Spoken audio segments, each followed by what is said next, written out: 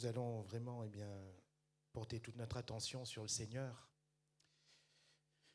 Chant qui vient d'être chanté, que nous venons de chanter. Donc, souffle nouveau. Parfois, dans les termes, on se trompe parce qu'on pense que souffle nouveau, c'est une nouveauté. Ce n'est absolument pas une nouveauté que nous voulons. Le Saint-Esprit est toujours le même. Nous voulons, Seigneur, le même souffle. Ce souffle, qui a été dans cette chambre haute le jour de la Pentecôte. Nous voulons un souffle nouveau dans le sens d'un renouvellement dans le souffle. Que le souffle soit encore là au milieu de nous, que l'Esprit de Dieu souffle encore. Nous ne voulons plus rien faire sans le Saint-Esprit. Et mon propos ce matin concerne justement la personne du Saint-Esprit, et particulièrement cet attrait de sa personne, à savoir la puissance. Nous allons lire ensemble dans Éphésiens chapitre 3, à partir du verset 20, les versets 20 et 21, pardon. Mais c'est le verset 20 qui va plus nous concerner ce matin. Éphésiens 3, verset 20, nous connaissons très bien ce verset. « Or, à celui qui peut faire, par la puissance qui agit en nous, infiniment au-delà de tout ce que nous demandons ou pensons, à lui soit la gloire dans l'Église et en Jésus-Christ, dans toutes les générations, au siècle des siècles. Amen. Or, à celui qui peut faire, par la puissance qui agit en nous. » Par la puissance qui agit en nous. Et le Saint-Esprit est la puissance qui agit en nous. Nous ne voulons pas d'autre puissance. Nous ne voulons pas d'autre esprit. Nous ne voulons pas d'autre moteur spirituel que le Saint-Esprit. Nous ne voulons pas, après avoir commencé par le Saint-Esprit, terminer par une autre personne ou un autre esprit. Mes frères et mes sœurs, il faut que nous soyons remplis du Saint-Esprit. Dans ces temps qui sont des temps difficiles, dans ces temps qui sont les temps de la fin, je crois que le Seigneur veut nous ramener à ce qui est essentiel. Sa puissance, le Saint-Esprit. Nous sommes pentecôtistes,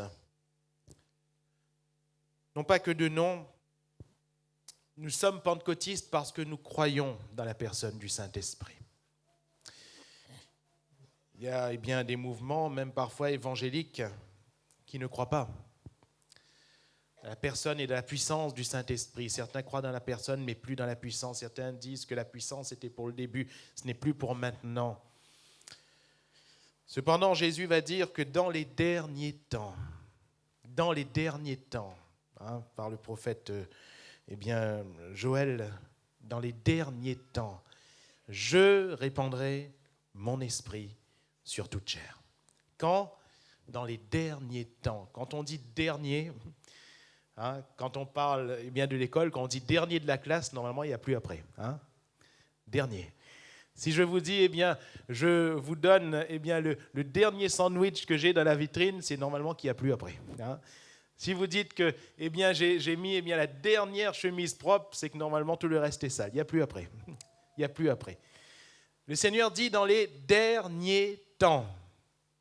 Dans les derniers temps. Sous-entendu, il n'y en a plus après. Les derniers temps, je répandrai mon esprit. Alléluia. Le Seigneur a répandu son esprit. Il n'y a pas d'autre temps après. Ça veut dire que nous sommes toujours dans ce cadre où le Seigneur répand son esprit. Et il veut répandre son esprit sur toute chair. Pourquoi ? Pour que nous puissions vivre par le Saint-Esprit.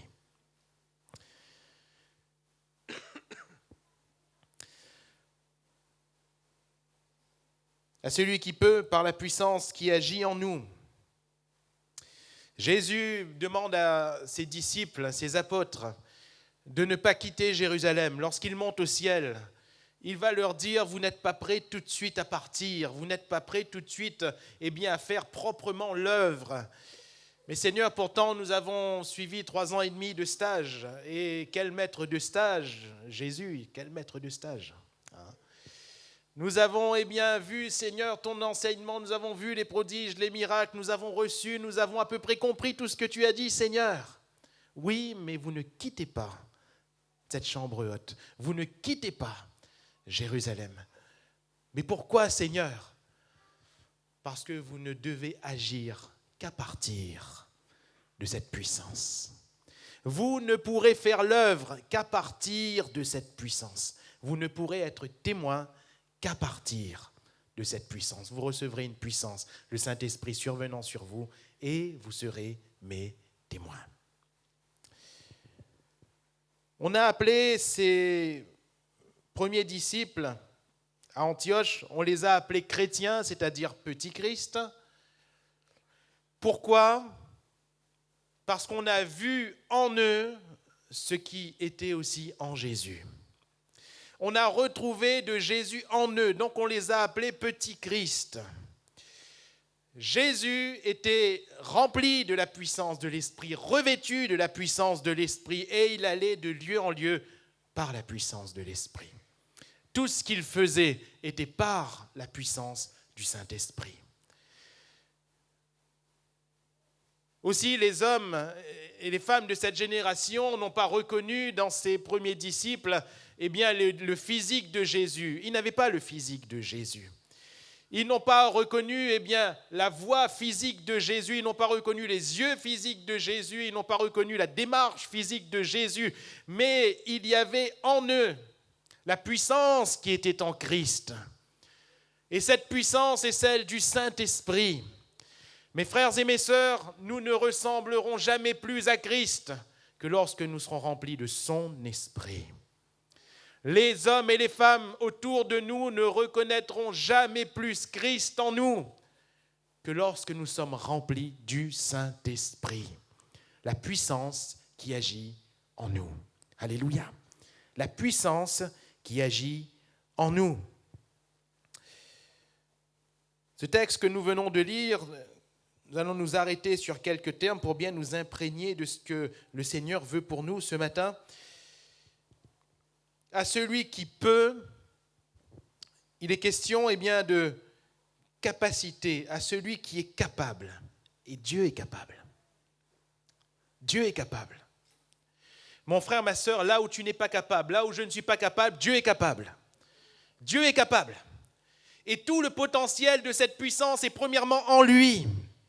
En lui.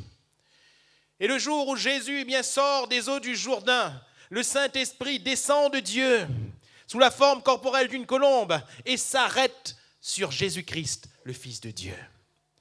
Et Jésus, quand il monte au ciel, il leur dit d'attendre la promesse. Et Jésus va dire « Je vous l'enverrai. Quand je m'en serai allé au ciel, je vous enverrai le Consolateur, le Saint-Esprit. » Alléluia. Parce qu'il vient de Dieu. Il vient de Jésus. Et c'est la puissance qui renferme tout le pouvoir, toute la capacité, celui qui peut. Voulons-nous confesser que Dieu peut. Alléluia. Celui qui peut. Et c'est vraiment tout le potentiel de cette puissance.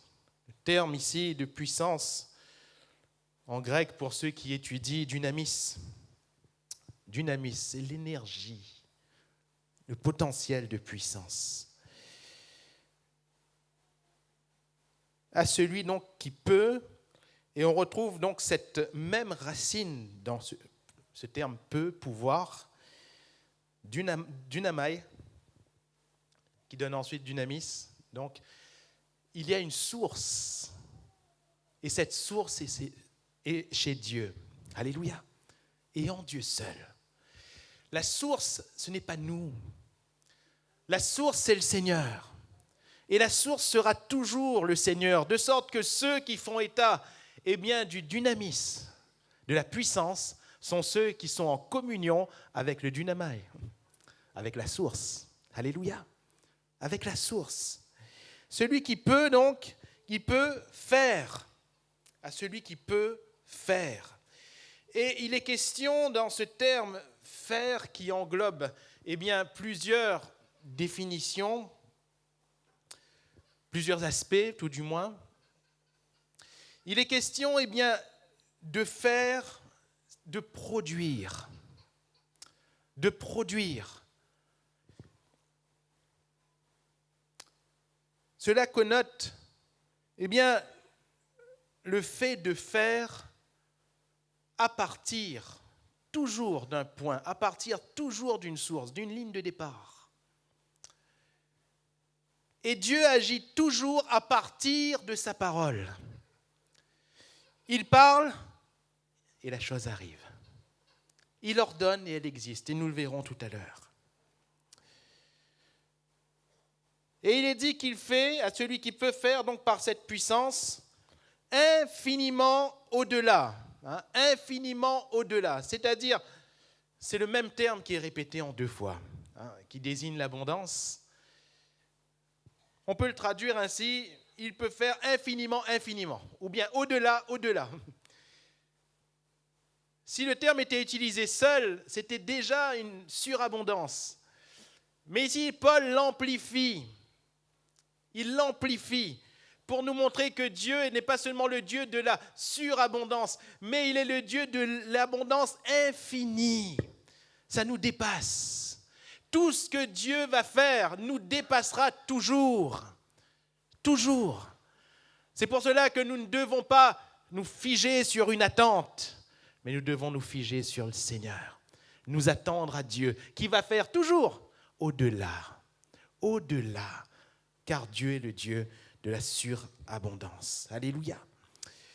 Ainsi,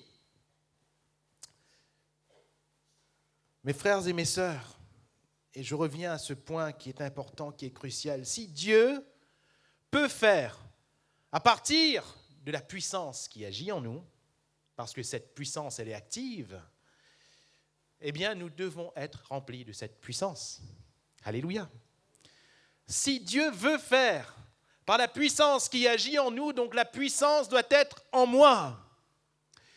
Et si Jésus a donné aux hommes son esprit, répand sur les hommes que nous sommes, les femmes, son esprit, c'est parce qu'il veut agir par cet esprit. Alléluia. Il veut agir par cet esprit. Mes frères et mes sœurs, nous ne devons pas concevoir l'action de Dieu sans l'action de l'esprit, car Dieu a choisi d'agir au nom de son Fils, par le Saint-Esprit. Alléluia. Tout est fait en Jésus-Christ, par le Saint-Esprit. J'aimerais premièrement établir que la puissance dont il est question dans ce passage est bien la puissance du Saint-Esprit. Pas la puissance qui agit en nous. On pourrait bien remettre la chose en question. On pourrait dire, mais sommes-nous sûrs qu'il s'agit ici de la puissance du Saint-Esprit? Puisque Paul ne le précise pas. Il dit juste à celui qui peut faire par la puissance qui agit en nous. Nous avons en effet tendance à penser, à croire que Dieu, et nous le concevons ainsi, Dieu, je ne dis pas qu'on a forcément tort, mais Dieu, il est Dieu et la personne de Dieu agit en moi, point. Mais la précision, à mon sens, est importante. Parce qu'on enlève le point et la vérité, la réalité, c'est que Dieu agit en moi par le Saint-Esprit. Par le Saint-Esprit. Alors, c'est vrai que très souvent, j'ai l'habitude de vous citer les textes. Pour ceux qui notent, vous notez. Pour ceux qui ne notent pas, vous retenez, il n'y a pas de problème. Mais ce matin, j'aimerais vraiment qu'on soit fondé sur les Écritures. Vraiment. Que, la réflexion qu'on pourrait mener les uns les autres, car le Seigneur, il passe parfois par nos réflexions. Les choses qu'on va concevoir ce matin, si vous préférez, soient basées sur ce qui est écrit. Je crois que c'est important. Alors, nous allons parcourir un peu la Bible ce matin et nous allons ouvrir quelques passages ensemble. Gardez votre Bible ou votre application ouverte. Je profite de dire aux jeunes et aux ados, c'est que la Bible. Si vous avez une application que vous l'utilisez, que la Bible, n'allez pas voir les résultats de Ligue 1, n'allez pas voir autre chose. Non, la Bible, c'est suffisant. Actes, chapitre 1er, verset 8, nous connaissons bien, d'ailleurs la plupart des textes, nous les connaissons. Actes, chapitre 1er, verset 8.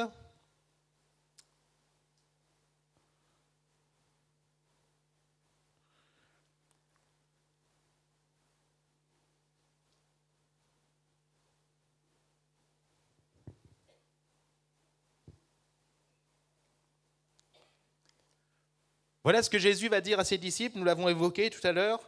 Mais vous recevrez une puissance, le Saint-Esprit survenant sur vous, et vous serez mes témoins à Jérusalem, dans toute la Judée, dans la Samarie, et jusqu'aux extrémités de la terre. Amen. Communément, les commentateurs donc, de la Bible appellent ce verset le grand commandement, le grand commandement, ou le commandement principal. Vous recevrez une puissance, le Saint-Esprit survenant sur vous, et vous serez mes témoins. C'est la grande charge que Dieu nous donne d'être ses témoins, nous y reviendrons aussi tout à l'heure.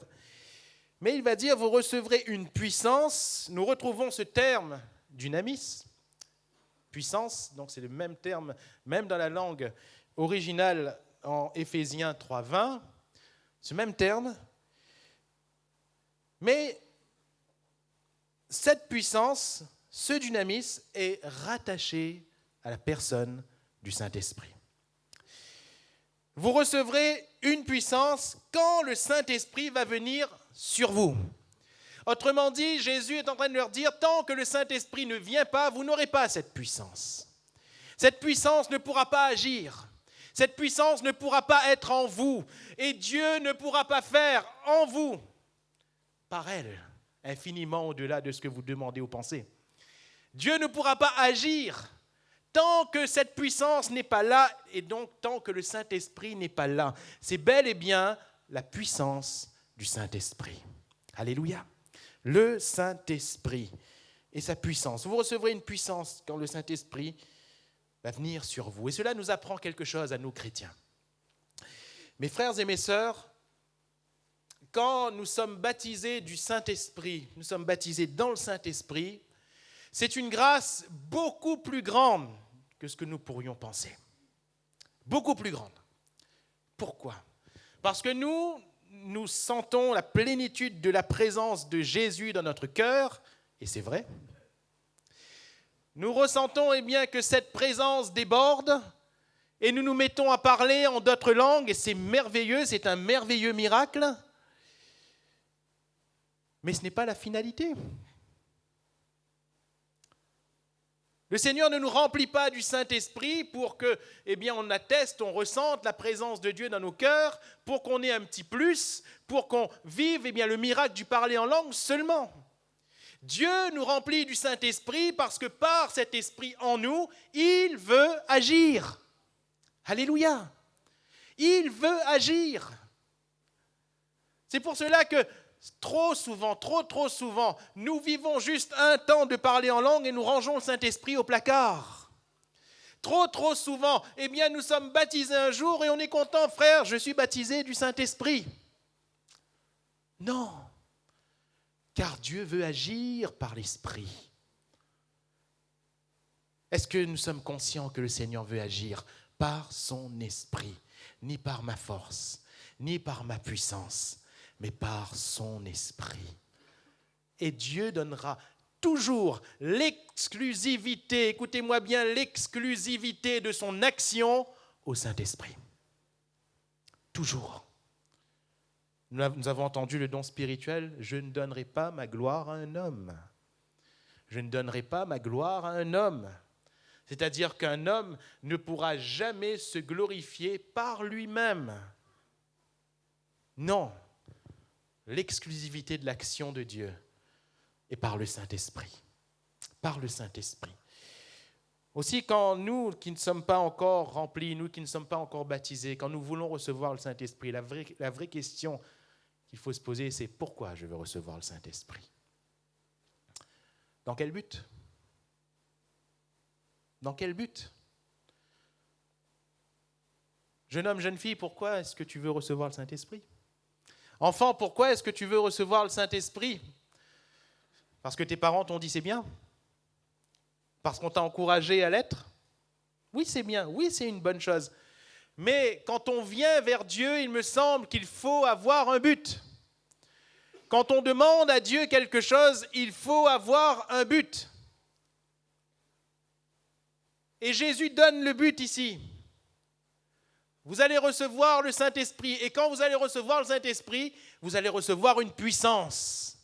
Et cette puissance, c'est par elle que l'Éternel va agir. C'est par elle, va dire Jésus, que je vais agir. Et vous serez mes témoins. Alléluia. Nous aurons toujours bon. Si nous voulons recevoir le Saint-Esprit, que ce soit pour la première, la deuxième, la 10e fois, nous aurons toujours bon si c'est pour l'œuvre de Dieu. Nous aurons toujours bon si c'est pour l'action de Dieu. Si nous voulons être un instrument entre les mains de Dieu, si nous voulons toucher les nations, si nous voulons toucher les incroyants, si nous voulons toucher ceux qui sont autour de nous, si nous voulons être en bénédiction pour l'Église, alors nous pouvons demander à Dieu le Saint-Esprit. Et il nous l'accordera. Alléluia. Il nous l'accordera. Il ne faut pas s'approcher pour recevoir le Saint-Esprit juste parce que c'est bien, juste parce que ça fait joli, juste parce que ça me donne un plus en tant que chrétien. Non, non. Mais quand nous nous approchons pour recevoir le Saint-Esprit, le but, c'est avant tout d'être témoin. Et pour être témoin, nous le verrons également, il faut que Dieu agisse en nous par le Saint-Esprit. Ainsi, quand nous recevons le Saint-Esprit, la puissance du Saint-Esprit s'installe dans nos cœurs.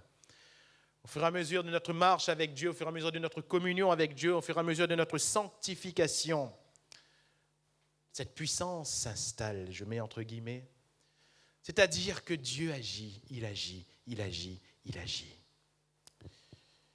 Tout ce que je veux dans ma vie, c'est que Dieu agisse, n'est-ce pas? Tout ce que nous voulons dans notre vie, c'est que Dieu agisse. Nous ne voulons pas hâter de nous-mêmes des choses. Nous ne voulons pas non plus freiner les choses. Tout ce qui m'importe, Seigneur, dans ma vie ce matin, c'est que toi, tu agisses. Et si Dieu agit, je suis dans le plan de Dieu.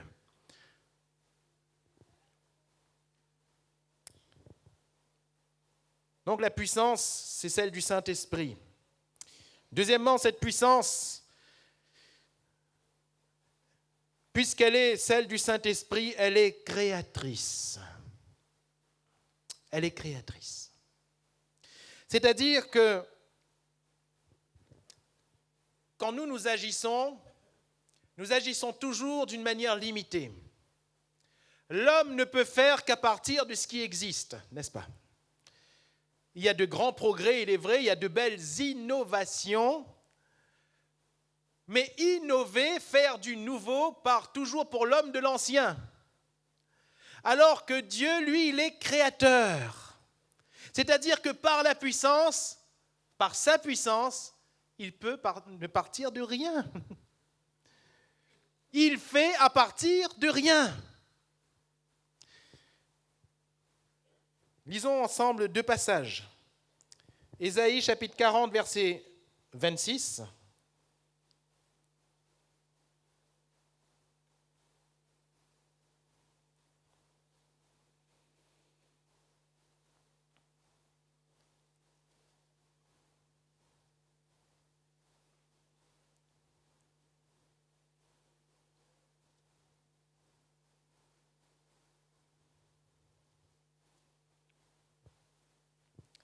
Les questions ici de la création, et le prophète va dire, levez vos yeux en haut et regardez qui a créé ces choses.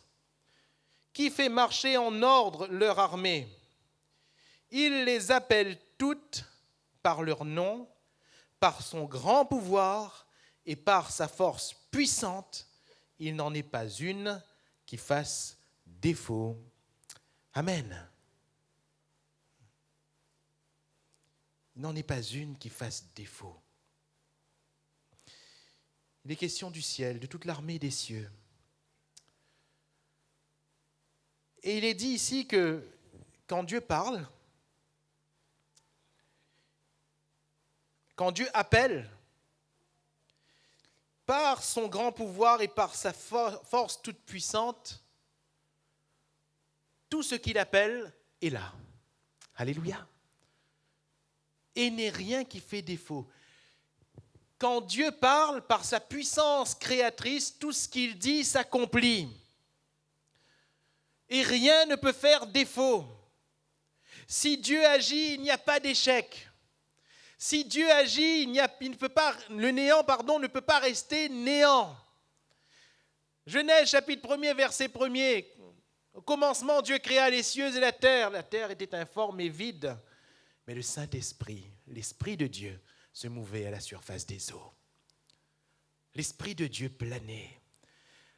L'Esprit de Dieu, si on prend notre aspect de cette définition, il était en train de trembler. Il y avait un mouvement. Un mouvement. Dieu dit que la lumière soit, et la lumière fut. Alors qu'il y avait néant, Dieu crée la lumière à partir de sa parole. Alléluia. Dieu crée la lumière à partir de sa parole. Psaume 33, verset 9, que nous connaissons bien, le psaume 33, verset 9, et nous pouvons surligner ce verset, nous en rappeler toujours au sujet du Seigneur, car il dit, et la chose arrive. Il ordonne, et elle existe. Alléluia. La parole de Dieu ne fait pas défaut, car elle est créatrice. La parole de Dieu est inspirée par le Saint-Esprit. Et la puissance du Saint-Esprit est créatrice. C'est-à-dire que en nous, le Saint-Esprit va créer. C'est donc la puissance du miracle. Alléluia. Si à partir de rien le Seigneur fait, si à partir du mauvais le Seigneur fait le bon, si à partir de l'eau il fait le vin, s'il fait marcher le paralytique ne marche pas. S'il fait voir l'aveugle ne voit pas, mais lui il fait voir. S'il fait entendre le sourd, s'il fait parler le muet, s'il fait toutes ces choses, ça porte un nom, c'est le miracle. Et le terme miracle, dans les évangiles, en général, le mot miracle en français est rendu par 3 termes dans les évangiles principalement. 3 termes, et l'un de ces termes qui revient le plus souvent, toujours c'est le dunamis. Toujours, toujours. Le passage le plus flagrant, dans Marc chapitre 5, ne le cherchez pas, nous connaissons tous l'histoire de cette femme à la perte de sang. Rappelez-vous quand cette femme a touché le bord du vêtement de Jésus, parce qu'elle se disait en elle-même, si je puis seulement toucher le bord de son vêtement, je serai guérie. Quand par la foi elle touche le bord du vêtement de Jésus, elle est instantanément guérie. Instantanément. Tout ce que la médecine n'a pas pu faire, tout ce que les traitements n'ont pas pu faire, tout ce que ses efforts n'ont pas pu faire, le bord du vêtement de Jésus a pu le faire. Ce n'est pas le bord du vêtement de Jésus qui était important. Mais Jésus va dire, au verset 30, « J'ai su qu'une force était sortie de moi. » Il sut qu'une force était sortie de lui. Et le terme force, c'est puissance, dunamis. Une force est sortie de lui et a guéri cette femme. La force, la puissance du Saint-Esprit.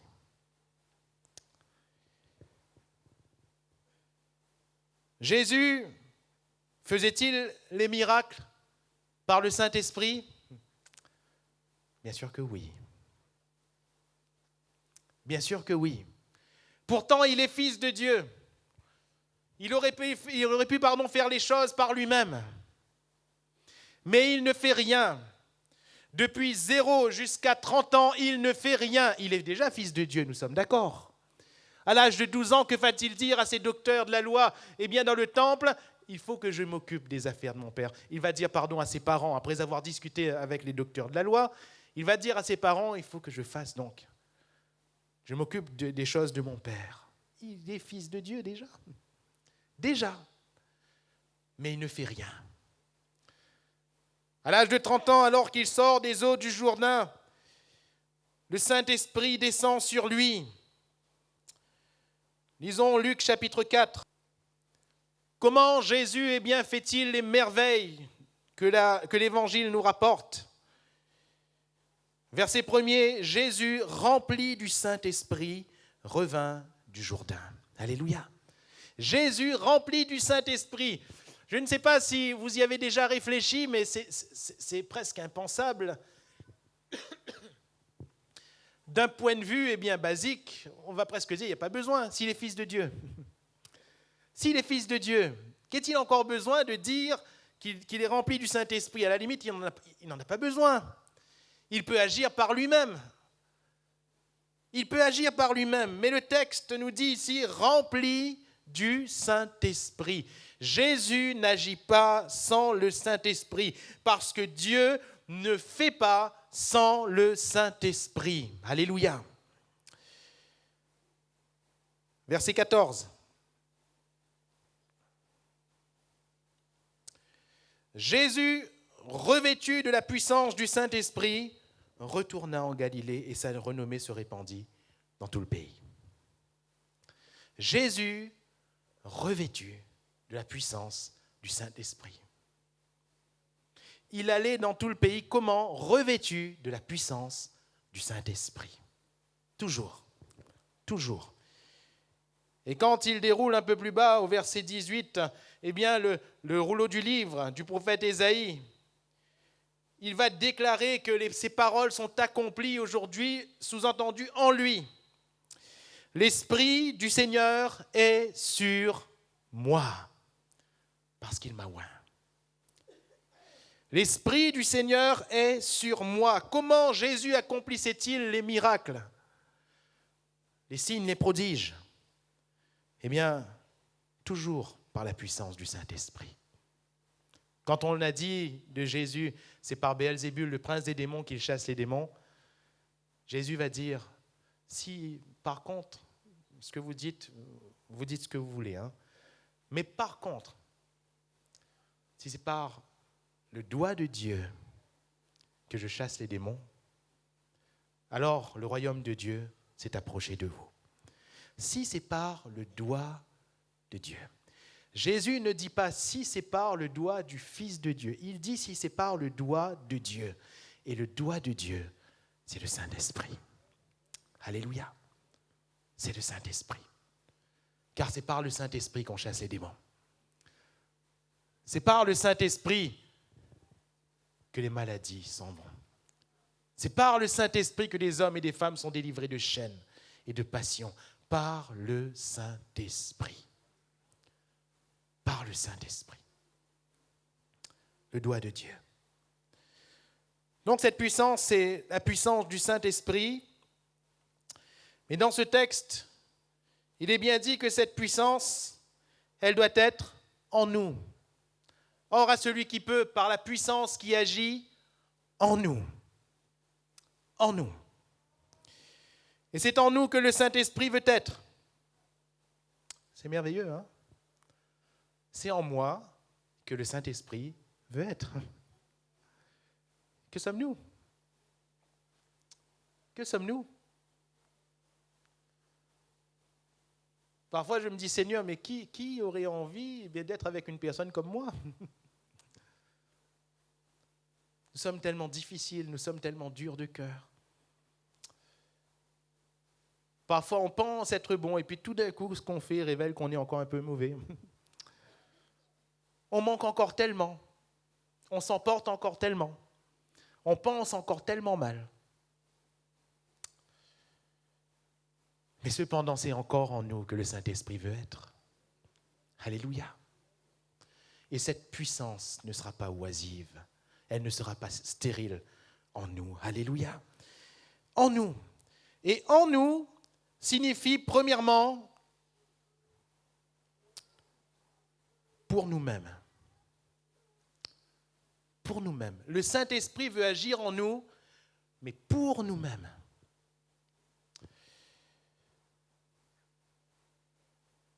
Que veut faire le Saint-Esprit en nous? eh bien le Saint-Esprit veut nous transformer. Alléluia. Pardonnez-moi, mais je ne peux pas dire que la finalité du Saint-Esprit en nous est de faire ce qui nous fait plaisir. Je ne peux pas dire à ce micro que la finalité du Saint-Esprit en nous, c'est ce matin de faire ce qu'on voudrait qu'il fasse. Le Saint-Esprit n'est pas à notre service, c'est nous qui devrions être au service du Saint-Esprit. Parfois, on pense, malheureusement à tort, que là, on veut les choses comme ça, mais le Saint-Esprit va agir comme ça. Il va faire un miracle comme ça parce qu'on veut comme ça. Et on dirait que des fois, on ramène Dieu à notre service, on ramène Jésus à notre service, on ramène le Saint-Esprit à notre service. De sorte que si les choses ne se déroulent pas comme on a dit, presque on dirait on n'est pas content avec le Seigneur. Vous avez remarqué ça? Presque on dirait on en veut au Seigneur. Ah Seigneur, pourquoi tu n'as pas fait ça? Seigneur, pourquoi tu n'as pas fait ça? Hé, c'est qui est Dieu? C'est nous ou c'est lui? C'est qui le Seigneur? C'est moi ou c'est lui? Il faut remettre les choses à leur place. Et il faut remettre Dieu à sa place.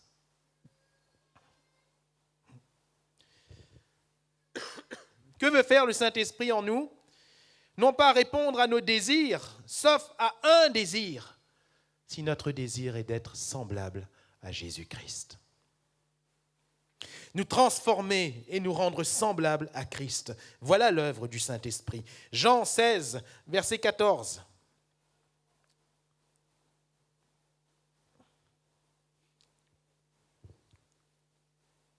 Jésus, quand il parle du Consolateur, du Paraclet, du Saint-Esprit, il va dire quelle est son œuvre, ou la finalité de son œuvre. Il me glorifiera. Parce qu'il prendra de ce qui est à moi et vous l'annoncera. Qu'est-ce qu'il va faire le Saint-Esprit? Que fait le Saint-Esprit dans notre vie? Il glorifie Jésus. Il glorifie Jésus. Comment est-ce que je reconnais le Saint-Esprit? Dans une personne, dans une action, voire même dans un don de l'Esprit. C'est quand cette personne, cette action, ce don glorifie Jésus. C'est le premier critère. Si Jésus n'est pas glorifié, ce n'est pas le Saint-Esprit. Dites-moi ce que vous voulez. Ce n'est pas le Saint-Esprit. Jésus a dit, il me glorifiera. Alléluia. Il me glorifiera. Donc, dans ma vie, cette puissance agit premièrement pour glorifier Jésus. Comment? Il me semble que Jésus ne sera jamais plus glorifié dans ma personne que lorsque je serai moi-même semblable à lui. Alléluia. Parfois, on est heureux et on a raison de l'être. Quand le Seigneur a permis qu'un miracle arrive dans notre vie, on est heureux. On dit, Seigneur, tu es là, alléluia. Oui, Jésus est glorifié. On a raison d'être heureux. Quand il y a une porte qui jusqu'à maintenant était fermée, tout d'un coup, Dieu, par un miracle, ouvre cette porte. Quand il y a une maladie dont on ne pouvait guérir, tout d'un coup, Dieu, par un miracle, nous guérit de cette maladie. Quand une situation qu'on n'arrivait pas à résoudre pour nous-mêmes, tout d'un coup, on dirait qu'il n'y a eu la main d'aucun homme, la main de Dieu est à l'œuvre, un miracle, le Seigneur agit. Oui, Jésus est glorifié. Nous avons raison de nous réjouir, car Jésus est glorifié. Mais quand Jésus est-il véritablement glorifié? Où est la gloire de Jésus si quand celui qui a été guéri miraculeusement de sa maladie ne suit plus le Seigneur? Où est la gloire de Jésus? Quand celui qui a été délivré d'une passion tombe dans un autre vice beaucoup plus grave? Où est la gloire de Jésus quand celui qui, suite à de nombreuses prières, obtient enfin une épouse, un époux? Mais si par la suite, ce couple ne glorifie pas Jésus, où est la gloire de Jésus? Où est la gloire de Jésus? La gloire de Jésus n'est pas dans une action ponctuelle. La gloire de Jésus, c'est quand Jésus est formé en moi. Quand je ressemble à Jésus. Quand je suis comme Jésus, Jésus est alors réellement glorifié. Alléluia. Réellement glorifié. Il prendra de ce qui est à moi, vous l'annoncera, c'est ainsi qu'il me glorifiera. Alors, comment le Saint-Esprit nous rend-il semblables à Christ ? Premièrement, par une conviction. Et cette conviction, c'est une conviction de péché.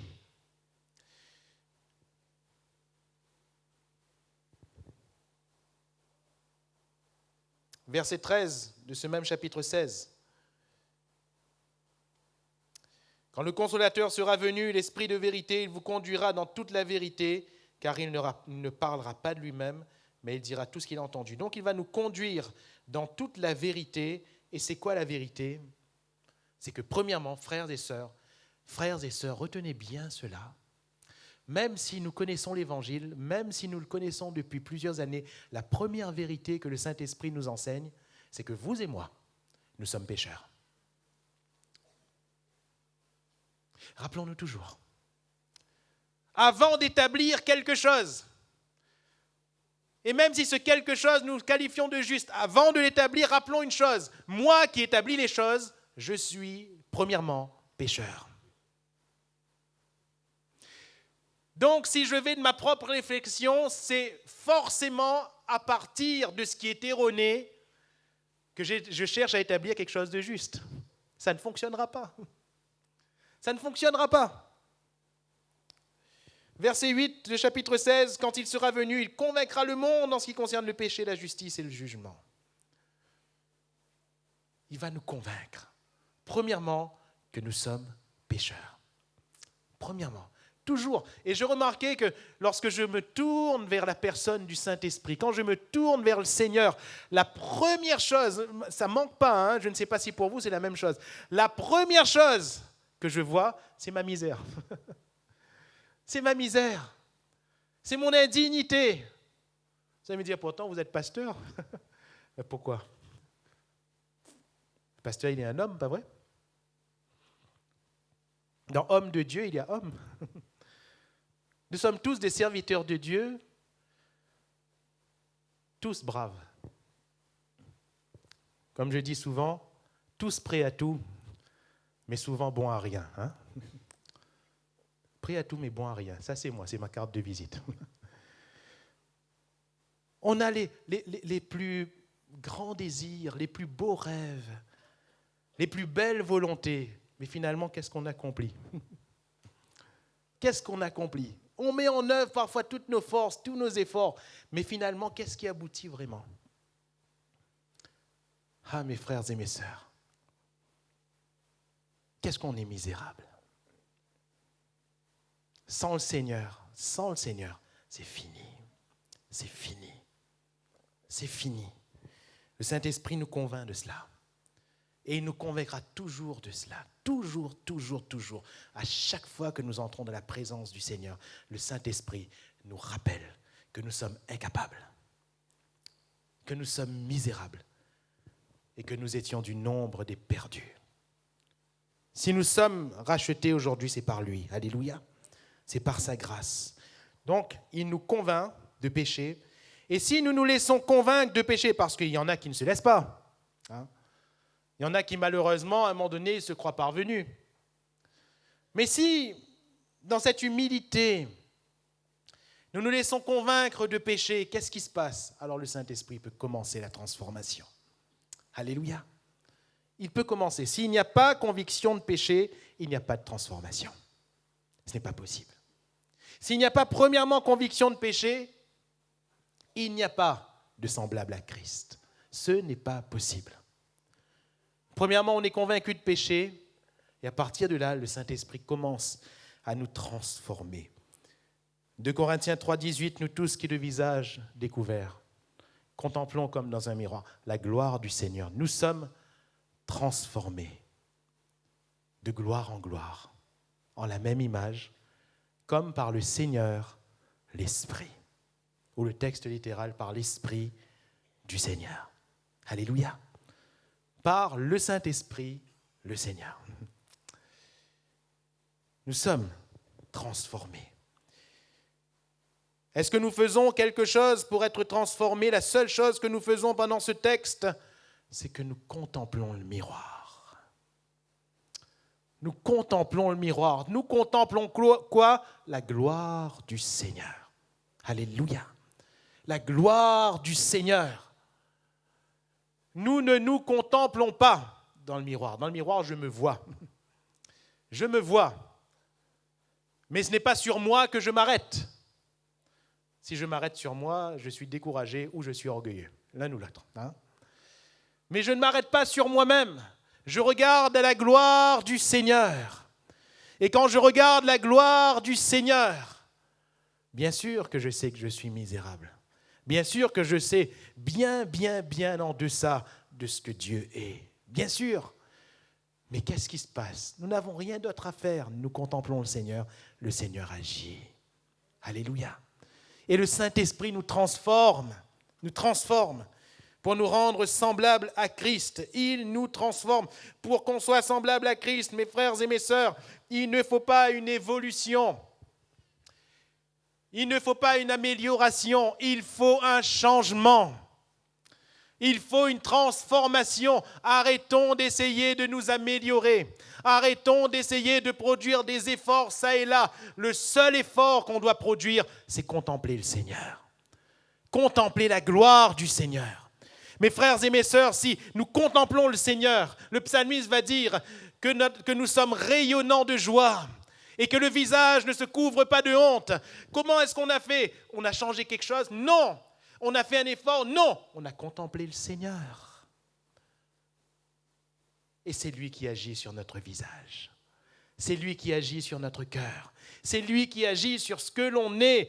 Ainsi, ce n'est pas ce que je vais faire qui va mériter quelque chose, mais quand mes yeux seront sur lui, le Saint-Esprit va glorifier Jésus en moi. Alléluia. 1 Samuel chapitre 10, verset 6, on peut le lire ensemble.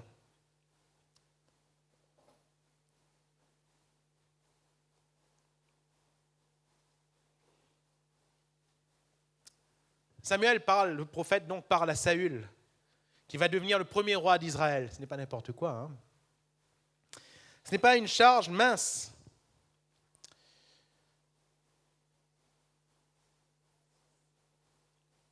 « 1 Samuel 10, verset 6.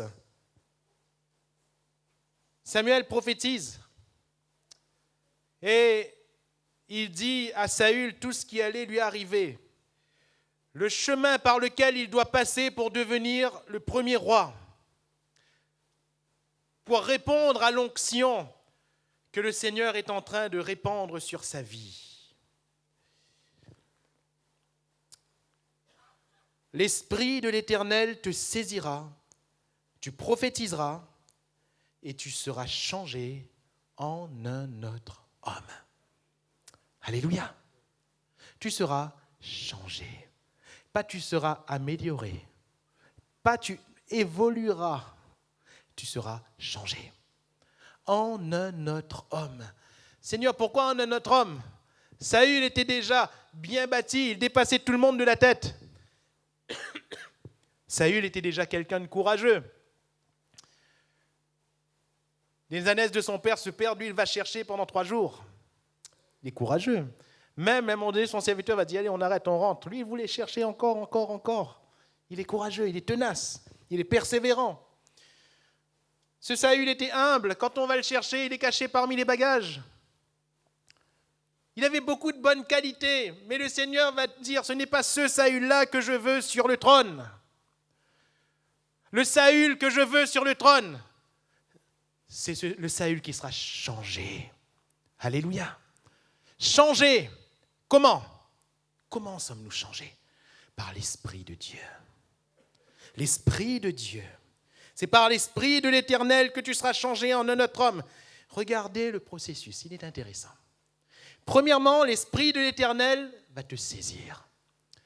Mes frères et mes sœurs, premièrement, l'Esprit de Dieu nous remplit. Alléluia. Premièrement, c'est la Pentecôte. L'Esprit de Dieu nous remplit. Et quand l'Esprit de Dieu nous remplit, tu prophétises avec eux. Il y a là les dons spirituels qui sont exercés. Et le premier qui est le signe initial, c'est le parler en d'autres langues. Alléluia. C'est le parler en langue, signe initial du baptême dans le Saint-Esprit. Donc on voit, c'est le même procédé. Et tu seras changé. Alléluia.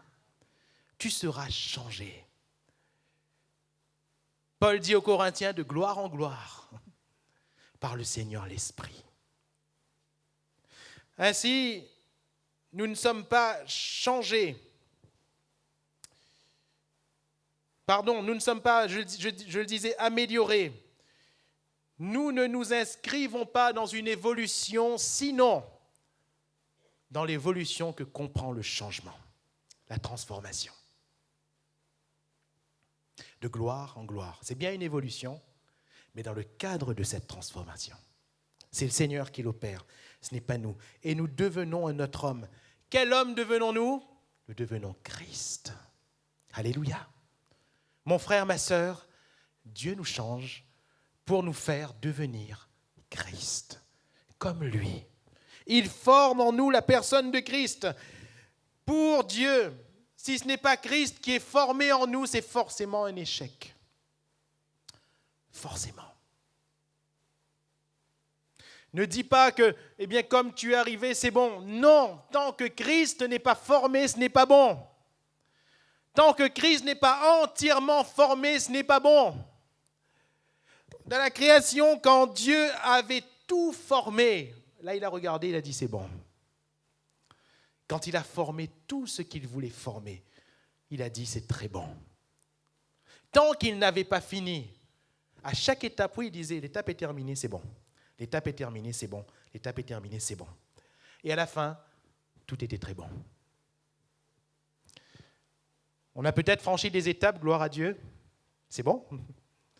Mais ce n'est qu'à la fin que ce sera très bon. Alléluia. À la fin, pas avant. Donc en nous, c'est pour nous-mêmes. Et le deuxième aspect de ce en nous, c'est par nous. Le Saint-Esprit agit en nous pour que nous soyons des témoins efficaces. Alléluia. Et il s'agit de l'œuvre du ministère. De l'œuvre du ministère. On revient à Actes 1:8, et je rappelle ce verset, vous recevrez une puissance quand le Saint-Esprit viendra sur vous et vous serez mes témoins. Vous recevrez une puissance et vous serez mes témoins. Le but de cette puissance, on le disait tout à l'heure, le but du Saint-Esprit qui nous remplit, qui déborde, qui nous revêt, le but, c'est que nous soyons des instruments entre les mains du Seigneur. Et Dieu va nous utiliser là comme nous sommes, si nous sommes remplis du Saint-Esprit. Dieu va pouvoir être efficace, il le sera toujours. Si nous sommes remplis du Saint-Esprit, nous serons efficaces. Dieu, il est toujours efficace. Dieu, il peut utiliser même un païen, même un incroyant pour faire son œuvre. Nous l'avons déjà montré à plusieurs reprises. Finalement, il va utiliser même le mal. Le mal ne vient pas de lui. Mais quand le mal arrive, hop, il l'utilise pour son œuvre. Alléluia. Il maîtrise vraiment toutes choses. Il est toujours efficace, le Seigneur. Alléluia. Il ne manque jamais sa cible. Il ne manque jamais ses buts. Il ne manque jamais à son plan. Jamais. Il est toujours efficace. Mais nous sommes-nous efficaces ? Quand serai-je efficace ? Je ne serai efficace que lorsque Dieu pourra pleinement m'utiliser. Et je ne pourrai être pleinement utilisé par le Seigneur que lorsque je serai rempli du Saint-Esprit. Alléluia. Rempli du Saint-Esprit. Alors que fait-il quand nous sommes remplis du Saint-Esprit ? Son œuvre, des choses merveilleuses. À partir de cette puissance qui agit en nous, les Écritures, les textes nous le montrent. Actes chapitre 2, verset 4.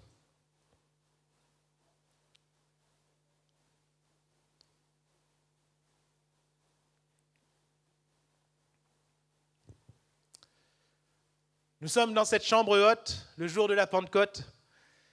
Le Saint-Esprit donc est répandu suivant la promesse du prophète Joël, suivant ce que Jésus leur avait commandé également. Ils furent tous remplis du Saint-Esprit et qu'est-ce qui se passe? La puissance est là et elle agit.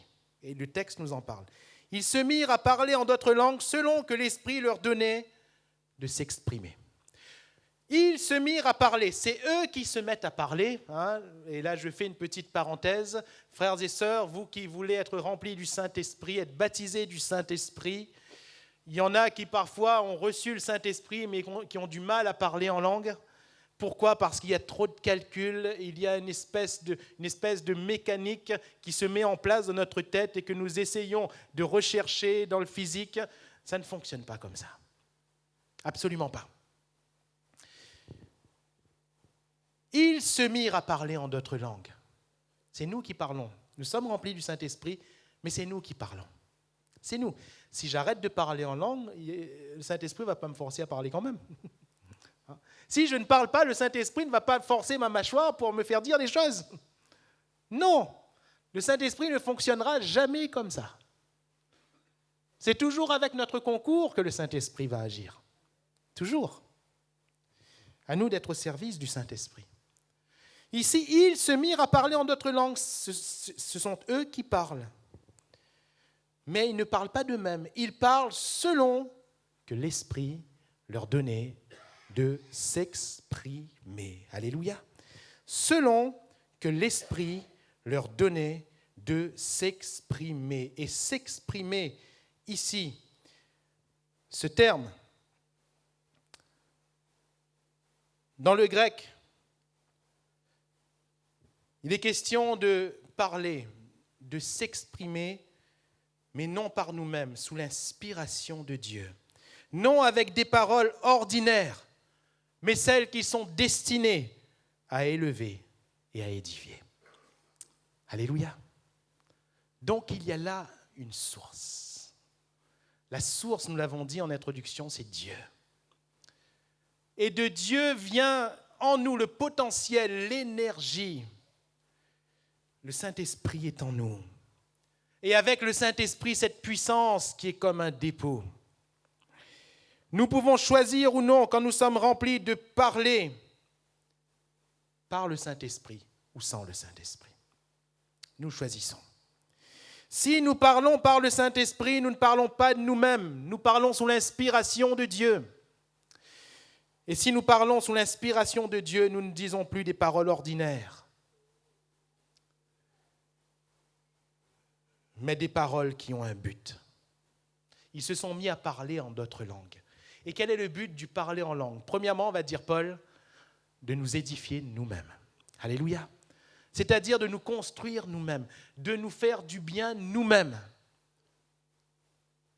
Deuxièmement, et nous sommes dans le contexte de Acte 2, ils ont dit des paroles dans des langues qu'ils ne comprenaient pas, l'intelligence demeure stérile, mais ils ont parlé par le Saint-Esprit. Et ils ont dit quoi ?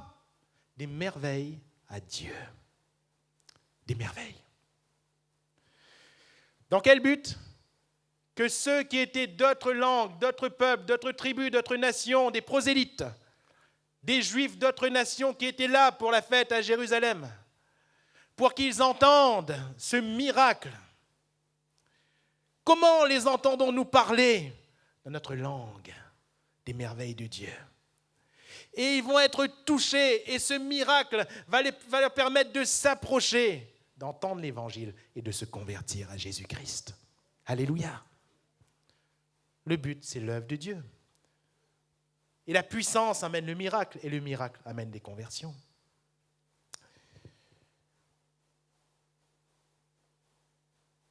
Selon que l'Esprit leur donnait de s'exprimer. Et voyez, quand on ne fait pas par nous-mêmes, quand on ne parle pas par nous-mêmes, mais quand on le fait par le Saint-Esprit, c'est une puissance qui agit en nous et par nous. Alléluia. Il nous utilise. Donc, le parler en langue, premièrement, c'est important. Deuxièmement, et nous restons toujours dans ce chapitre 2 des Actes des Apôtres, le Saint-Esprit nous permet de prêcher l'Évangile. Cette fois, plus dans des langues qu'on ne connaît pas, mais dans notre langue à nous. Et c'est là où vont venir se frotter Deux aspects que nous avons parfois du mal à maîtriser ensemble. Verset 14. Alors Pierre, se présentant avec les 11, éleva la voix et leur parla en ces termes, hommes juifs, etc., etc. Et c'est le début de sa prédication, qui, je le rappelle, va amener ce jour-là plus de 3000 âmes à la conversion et au baptême. Est-ce que Pierre, ici, il parle en langue? Non. Il parle avec sa langue intelligible. Est-ce que Pierre ne comprend pas ce qu'il est en train de dire? S'il comprend très bien ce qu'il est en train de dire. Est-ce que son intelligence est stérile? Non, son intelligence est en action parce qu'il formule des phrases. Il rappelle quand même des versets des Écritures. Son intelligence est en action. Mais toujours, toujours, toujours à partir de la même puissance qui agit en lui. Alléluia. Pierre, se présentant avec les 11, éleva la voix et leur parla en ces termes. Nous retrouvons exactement le même terme qu'en grec, de même terme que s'exprimer un peu plus haut que nous avons lu. Le même terme. C'est-à-dire parler non par lui-même, mais sous l'inspiration. Nous qui sommes remplis du Saint-Esprit, nous concevons beaucoup plus le fait de parler sous l'inspiration quand nous parlons en langue. Parce qu'on sait que ce n'est pas de nous-mêmes, oui ou non? On sait que ce n'est pas de nous-mêmes. Alors, le dommage, c'est que parfois, nous parlons en langue de nous-mêmes. Mais là, c'est pas bon. Là, c'est pas bon. Là, c'est pas bon. Je ne dis pas qu'on est en train de pécher contre Dieu. Rassurez-vous, on n'ira pas en enfer pour ça. Mais quand on parle en langue, ce doit toujours être sous l'inspiration du Saint-Esprit. Ce doit toujours être des langues qui viennent de l'Esprit et non pas de nous-mêmes. Mais quand on parle de notre langue intelligible, où notre intelligence est en action, où est le miracle, frère? Où est le miracle, sœur? Eh bien, le miracle, c'est lorsque nous parlons toujours à partir de la même source. Toujours. Car au travers de la prédication de Pierre ce jour-là, qui était simple, il n'y avait pas une grande révélation théologique dans ce que disait Pierre. Il n'y avait pas un grand enseignement d'école biblique dans ce que disait Pierre. Mais à partir du message clair de l'Évangile, des cœurs ont été vivement touchés. Alléluia. Les cœurs ont été touchés, pourquoi? Non pas parce qu'un homme a bien prêché, mais parce qu'il a prêché sous l'inspiration du Saint-Esprit. Des cœurs ont été touchés ce jour-là, transpercés, nous dit le texte littéral. Transpercés, parce qu'un homme était rempli du Saint-Esprit. Laissez-moi mettre ces deux expériences bout à bout. Pierre, il est dans la chambre haute. Comme les autres, il est rempli du Saint-Esprit. Jésus a dit, vous recevrez une puissance quand le Saint-Esprit va venir. Donc la puissance est là. Et Dieu veut agir par cette puissance. Qu'est-ce qu'il fait par cette puissance? À partir du dynamis. Pierre parle premièrement en langue. Quand il s'arrête de parler en langue, le dynamis n'a pas disparu, il est toujours là. La puissance de l'Esprit est toujours là. Mais cette fois, il ne parle plus en langue, il parle dans sa langue intelligible, seulement à partir de la même puissance. Et alors les cœurs se convertissent. Mes frères et mes sœurs, pourquoi il est-il important pour nous d'être remplis du Saint-Esprit, de parler en langue par le Saint-Esprit? Parce qu'en parlant d'autres langues, réellement nous nous édifions, parce que Dieu est en train de nous équiper. Pierre était en train d'être équipé dans cette chambre haute pour parler ensuite à cette foule.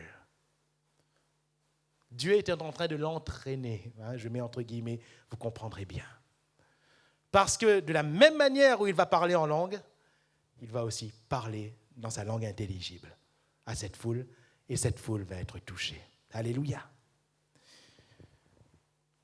Et bien sûr, nous ne nous y attarderons pas, mais c'est quand même très important de le souligner. Cette même puissance va emmener par nos mains les miracles, les signes, les prodiges. Par cette même puissance. J'aime bien ce que Pierre va déclarer à l'occasion de la guérison de ce boiteux qui était chaque jour amené à la porte du temple appelé la Belle.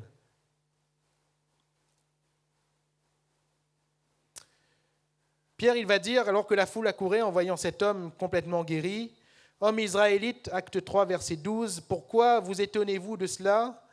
Pourquoi avez-vous les regards fixés sur nous comme si c'était par notre propre puissance ou par notre piété que nous eussions fait marcher cet homme?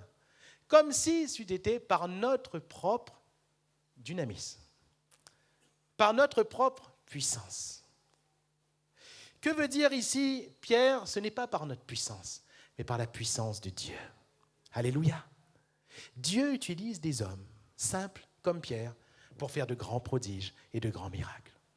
Et c'est ce que le Seigneur veut faire encore de notre temps, de notre génération. Pour Étienne, ce diacre nouvellement nommé dans l'Église primitive, il ne va pas rester qu'à son diaconat. Il ne va jamais être appelé apôtre, il va être appelé plutôt martyr. C'est le premier martyr. Eh bien, le verset 8 nous dit « Étienne, plein de grâce et de puissance, faisait des prodiges et de grands miracles parmi le peuple. » Alléluia. Où sont les Étienne? Où sont ces simples disciples? Simples, mais remplis du Saint-Esprit. Où sont-ils? Où sont-ils? L'Église en a encore besoin aujourd'hui, n'est-ce pas? Oui ou non? Oui ou non? C'est par les Étienne que vous êtes, que nous sommes, que l'Église de Dieu va pouvoir s'accroître surnaturellement. Et le Seigneur a travaillé avec ses apôtres, le Seigneur a travaillé avec les disciples, le Seigneur a travaillé avec tous ces hommes, toutes ces femmes de l'Église primitive, parce qu'ils étaient remplis du Saint-Esprit. À celui qui peut, par la puissance qui agit en nous, infiniment au-delà de ce que nous demandons ou pensons, à lui soit la gloire. Cette puissance est donc celle du Saint-Esprit. Cette puissance en nous agit pour nous-mêmes, pour former Christ. Et cette puissance en nous agir par nous et va faire de nous des témoins efficaces. Il s'agit de l'œuvre du ministère. Nous avons tous et toutes reçu des dons différents, des appels différents. Mais l'œuvre de Dieu, elle est singulière. C'est l'Église. Alléluia. Et nous servons le Seigneur pour son Église. Aussi, mes frères et mes sœurs,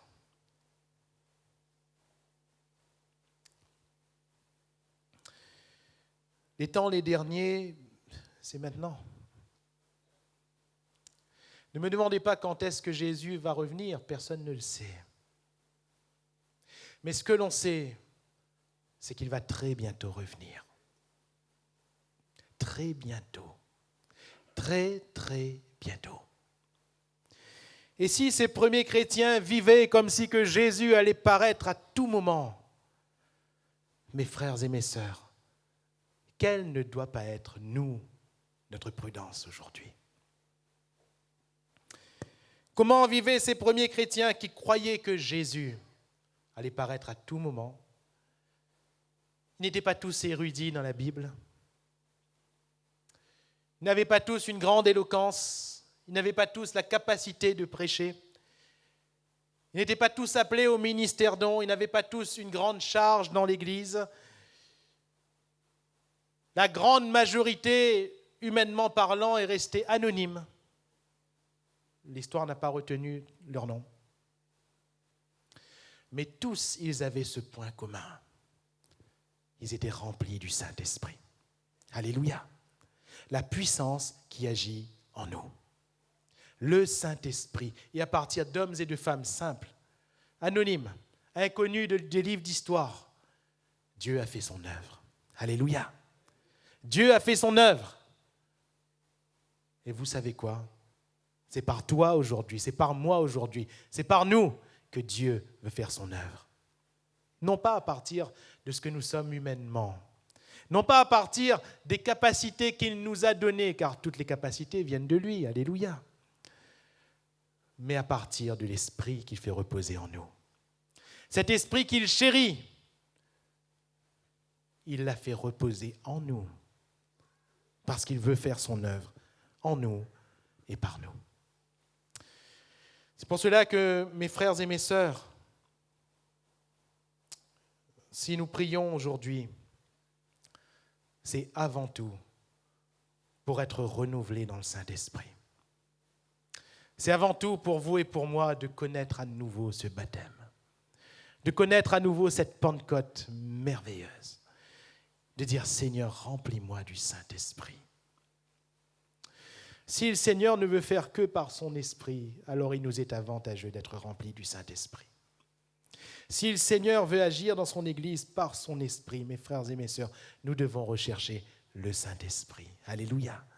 Non pas nous attarder sur nos échecs, ne pas nous attarder sur nos souffrances, sur nos peines, ne pas nous attarder sur une chose ou sur une autre. Il y a une personne sur laquelle nous devons nous attarder aujourd'hui, c'est la personne du Saint-Esprit.